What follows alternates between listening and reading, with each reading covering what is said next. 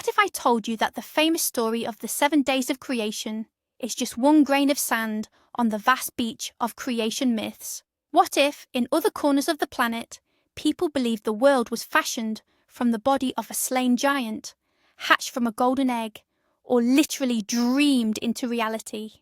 Today, we are embarking on an incredible journey through 7 different religions and cultures to explore 7 completely distinct and sometimes shocking versions of how our universe began. We'll delve into the sacred texts and ancient traditions that have shaped the minds of entire civilizations for millennia. Prepare yourself. Some of these stories will force you to reconsider everything you thought you knew about creation. Which one is true? That decision rests entirely with you. Before we begin our journey, let's establish what exactly we're dealing with. Creation stories, or cosmological myths, are far more than just ancient tales. They are the foundational texts that underpin the culture, morality, and worldview of every civilization. Since time immemorial, humans, gazing up at the stars and experiencing the cycle of day and night, have asked, how did all this come to be? What is my place in this vast world? And every civilization offered its unique answer, reflecting its fears, hopes, and understanding of the cosmic order. These myths not only explain the origin of mountains and rivers, but also established social norms, justified the power of rulers, and provided meaning to human life. Therefore, by studying them, we aren't just looking at the fantasies of our ancestors, but straight into the heart of their world. So, cast aside any preconceived notions and prepare to dive into the most incredible scenarios for the birth of the universe. We begin with the most familiar creation story in the West, the Judeo-Christian account found in the book of Genesis.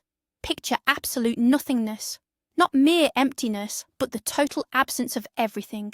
No time, no space, no light. The Bible describes this state by saying, "The earth was without form and void, and darkness was upon the face of the deep." In this primordial chaos, only one power existed, the Spirit of God, hovering over the waters.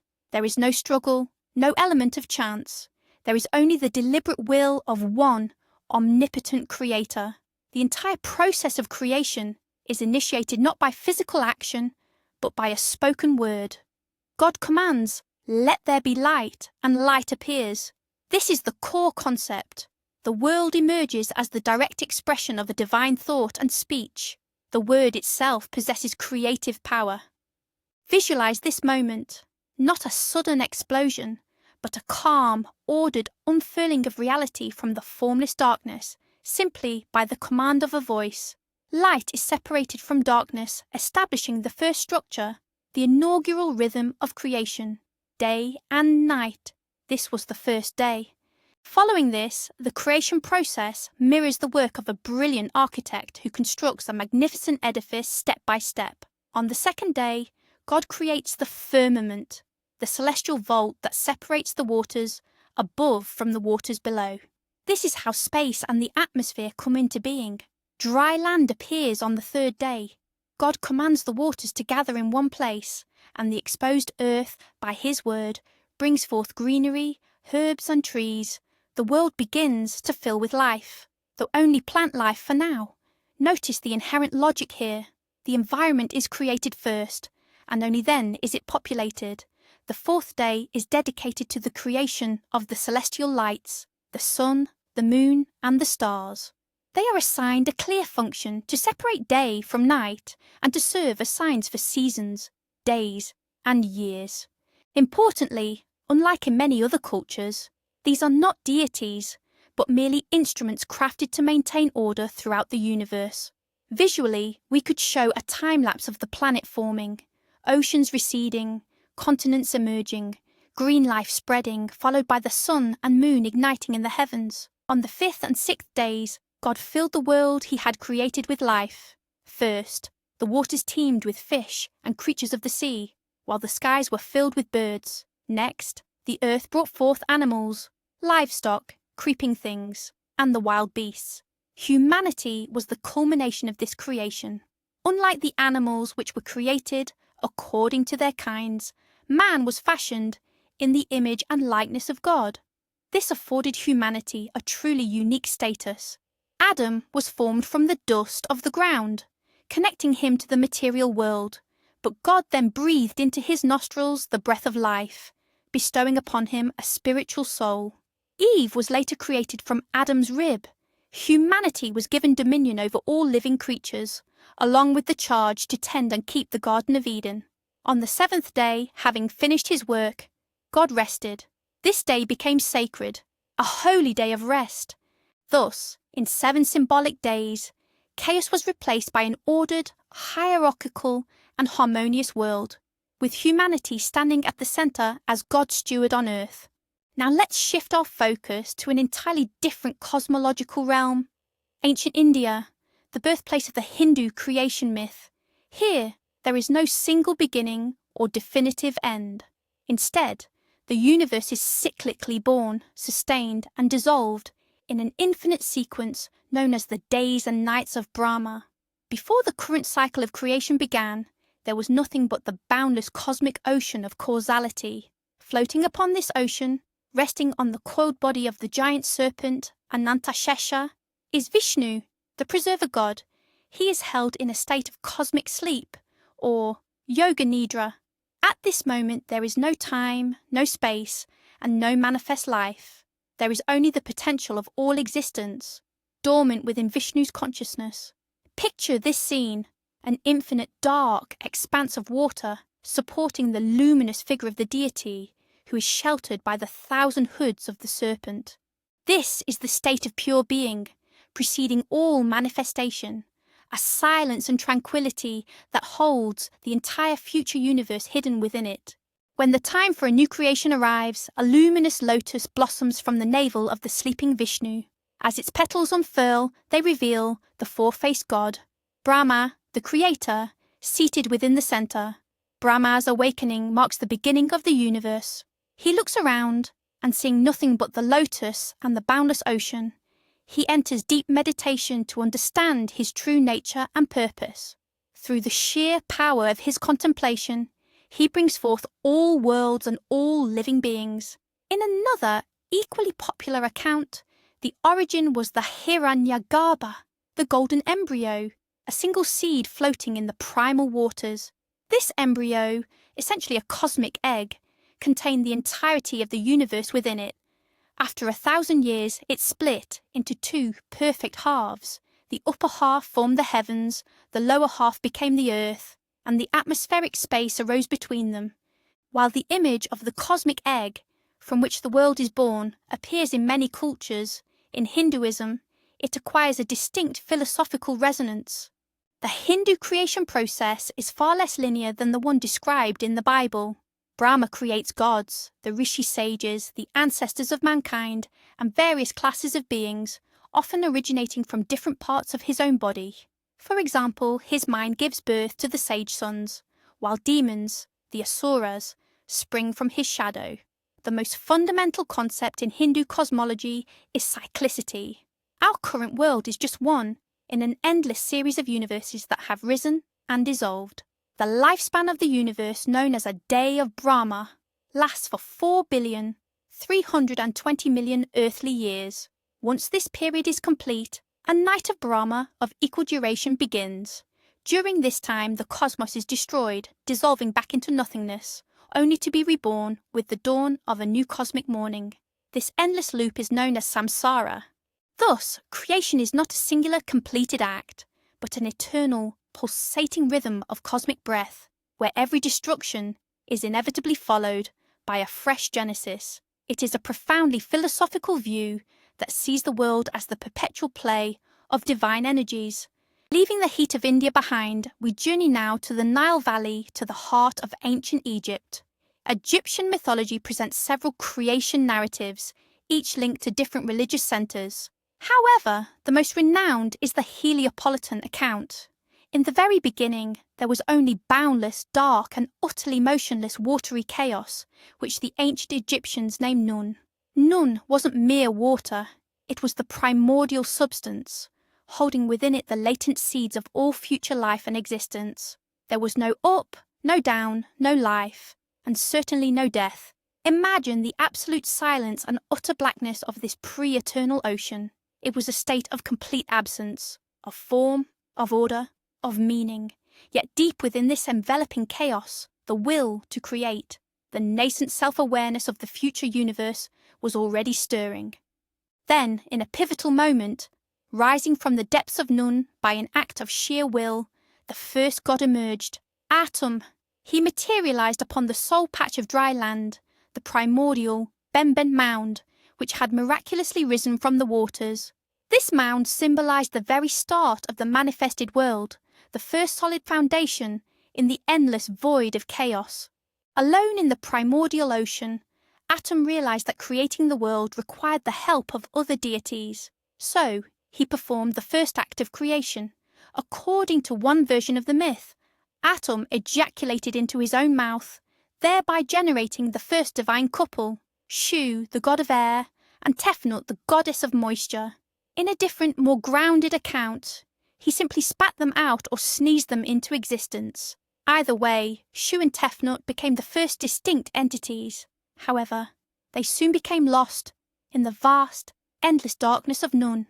Atum sent his eye, which would later transform into the goddess Hathor, to search for them. When the eye finally brought his children back, Atum wept with joy, and from his tears, which fell onto the Benben mound, mankind was born. This is a highly poetic image. Humanity wasn't formed from clay or dust, but sprang instead from a divine emotion, the joyful tears of the first god. This origin grants human nature special value and establishes a deep kinship with the gods from the very beginning of time. Further creation was the task of Atum's descendants. The divine pair, Shu and Tefnut, brought forth their children, Geb, the god of the earth, and Nut, the goddess of the sky. Initially, Geb and Nut were locked together in an inseparable embrace. The world was cramped and completely dark. Then their father, Shu, the god of air, stepped between them and forcibly lifted Nut high above Geb. This monumental action created the space we now inhabit. Nut arched herself over the earth, becoming the star-studded celestial vault, while Geb remained below, forming the solid ground.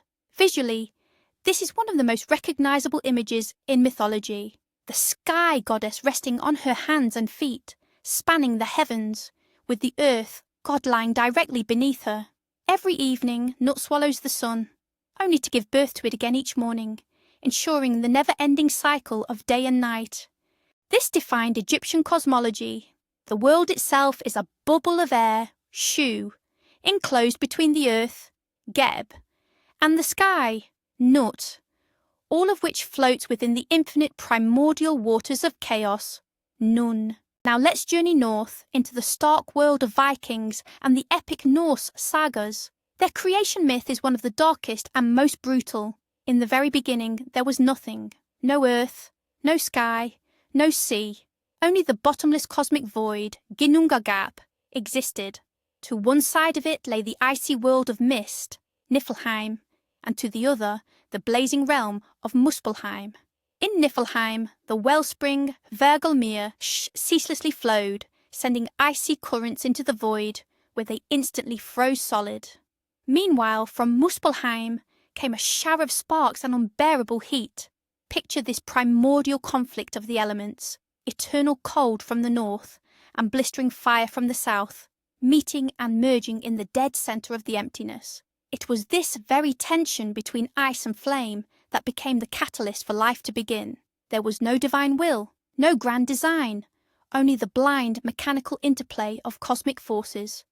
On screen we can imagine this colossal panorama, massive chunks of ice colliding with rivers of fire in the utter darkness.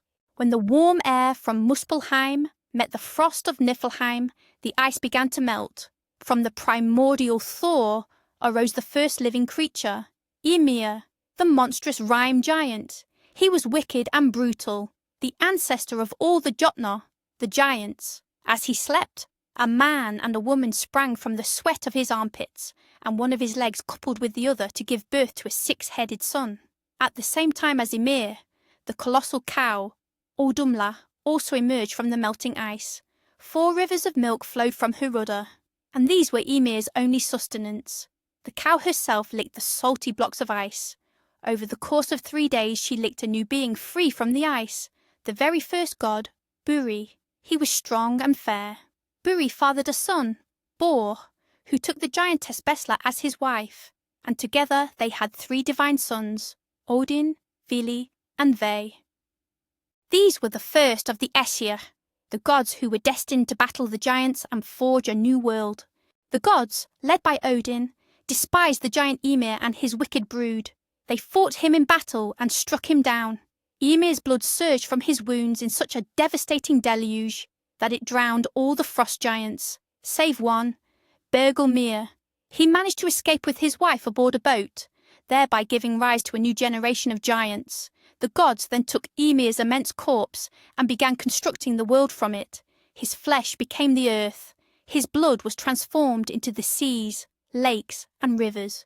His bones rose up to form the mountains, while his teeth and bone shards became the stones and boulders. From Ymir's skull, the gods crafted the heavenly dome, held aloft by 4 dwarves, Nordri, Sudri, Austri, and Vestri, north, south, east, and west.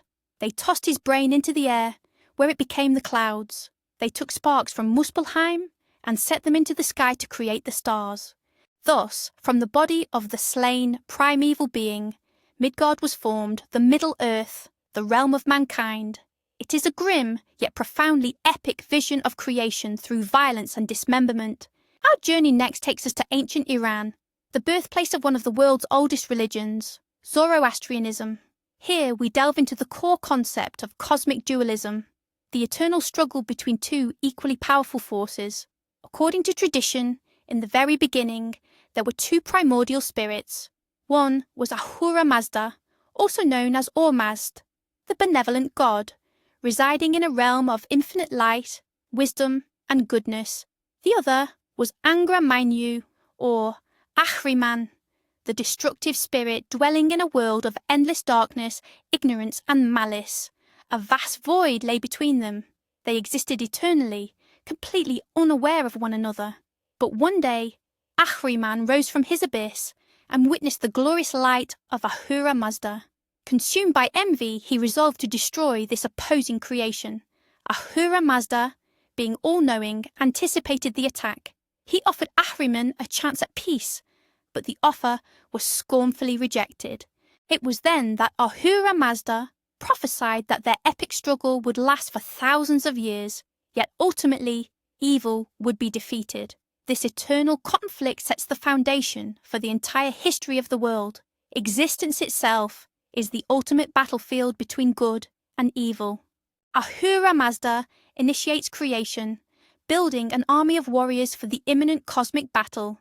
His creation unfolds in 2 distinct phases. First, he establishes the world in its purely spiritual ideal form, known as Menog. This is the realm of pure ideas and perfect prototypes. He then transitions this creation into the material, visible realm, Getig. The material creation itself is accomplished in 7 stages, which bear a slight resemblance to the days of creation found in the Bible. Ahura Mazda first shapes the sky from stone, followed by water, and then the earth. Following this, he creates the primordial plant, the proto-bull named Gavayivodata, and the first human being, Geomart. This entire early creation was utterly perfect, motionless, and completely devoid of evil. The world existed in a flawless state. The sun was perpetually fixed at the zenith, meaning there was neither day nor night. Imagine an ideal world frozen in flawless stasis, designed specifically as a weapon of light against the encroaching darkness. It was a golden era, a perfection that was ultimately destined to fall. The sight of Ahura Mazda's flawless creation drove Ahriman into a fury. Gathering his army of Divos, the demons of chaos, he launched an invasion of the world. He smashed the stone sky, tainted the pristine waters with salt, and poisoned the primeval plant. He then attacked and killed the primordial bull and the first man, Gaiamas. Ahriman's invasion unleashed all forms of evil upon the world: death, disease, suffering, deceit, extreme weather, predatory beasts, and venomous insects.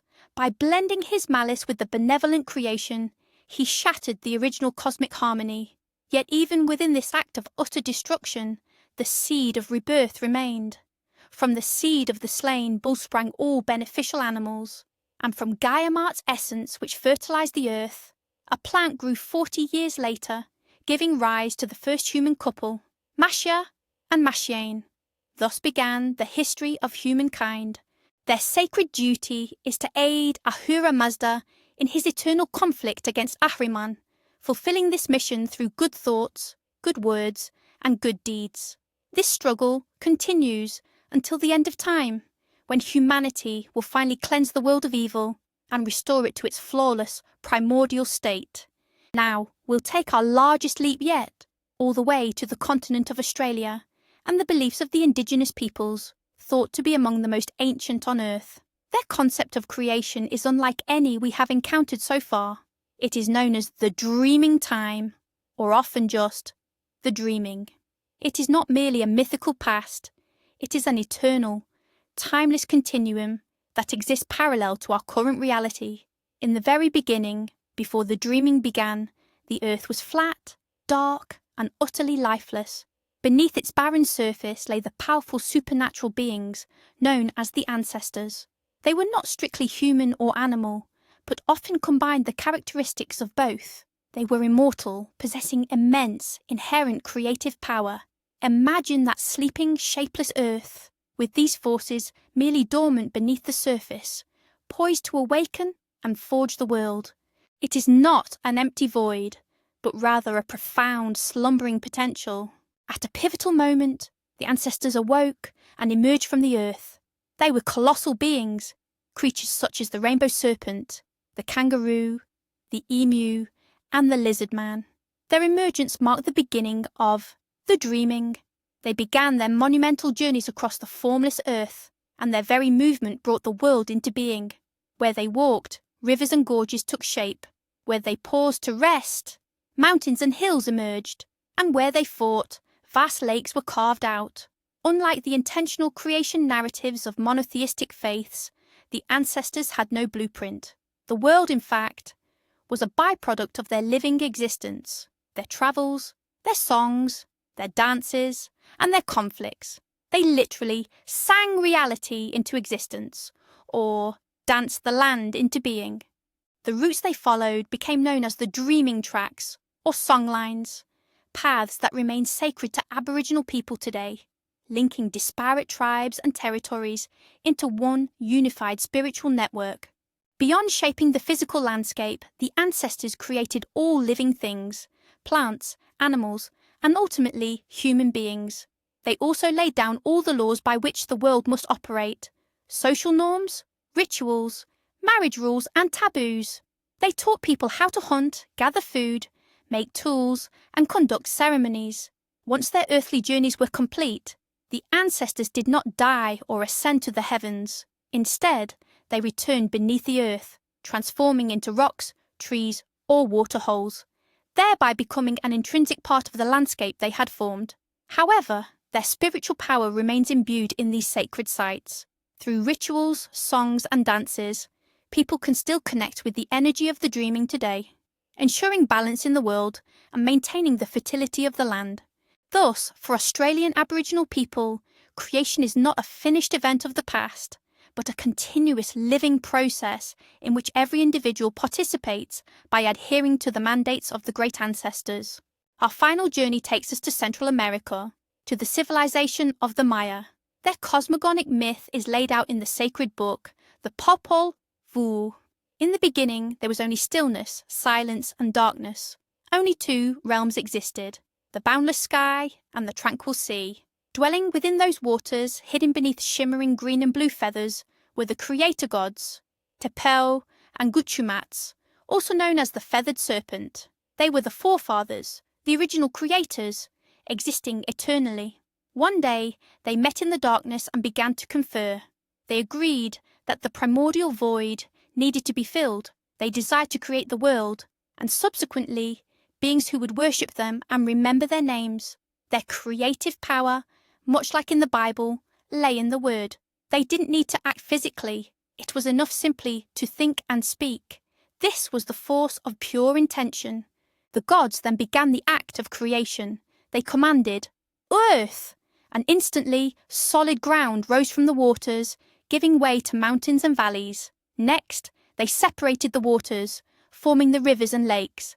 At their command, trees and vast forests sprang up. The world was created, beautiful, yet empty and silent. It was then that the gods decided to populate it, starting with animals and birds. They gave them homes in the forests and the deep ravines. But when the gods asked these creatures to speak and venerate their creators, they could only chirp, roar, and cry out. They could not utter the names of their makers. This was their first great failure. The gods were gravely displeased. They decreed to the animals, "Your destiny shall be to serve as sustenance for others," and resolved to make a new attempt to forge worthy beings. This is a crucial detail. Mayan creation is not an infallible process, but rather a series of trials and errors, a persistent search for the ideal form. Well, we've just completed a global journey through time and space, diving deep into 7 radically different visions of the world's creation. What an incredible mosaic of ideas! We saw the world brought forth by the word of an almighty God, born from the cosmic slumber of Vishnu, and emerging from the tears of joy of the Egyptian god Atum. We learned that for the Vikings, our earth was forged from the flesh of a slain giant. We witnessed how, in Zoroastrianism, the world became a battleground for good and evil from its very first breath. We plunged into the eternal dreaming of the Australian Aboriginal people, where the world was literally sung into existence. And finally, we bore witness to the divine process of trial and error undertaken by the Mayan creators. So what's the ultimate takeaway from all of this? Perhaps it's this. Behind every single one of these stories, no matter how fantastic they seem, lies the same profound human necessity, the need to find meaning, to understand our place in the universe, and to connect with something much greater than ourselves. These myths aren't really about the physics of the Big Bang. They are about the metaphysics of the human soul. Thank you so much for watching this video all the way through. If you enjoyed this journey into the depths of human imagination, please give us a like and hit that subscribe button so you don't miss our next explorations. Now for a question for you. Which of these 7 creation stories fascinated you the most?